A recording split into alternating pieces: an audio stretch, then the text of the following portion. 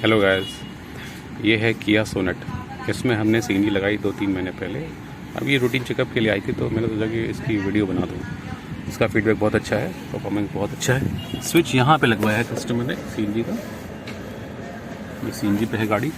अब रेस देते हैं, इसका रेस देखिए, एकदम बढ़िया रेस है, स्टेबल है, सही है, फर्स्ट क्लास। किया सोनेट मोटोजेन की किट लगी है, काफ़ी टाइम हो गया है सीएनजी किया सोनेट की।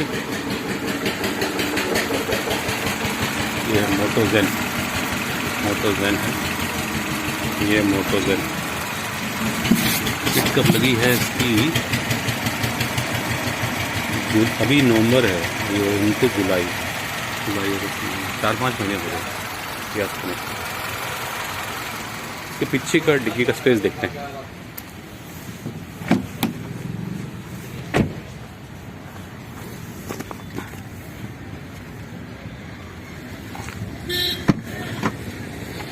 ये देखिए, स्पेसियस है, सामान रखने की जगह भी है।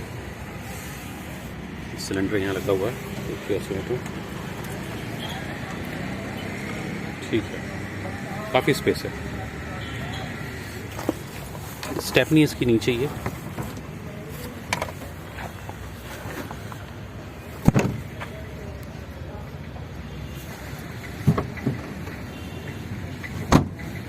किया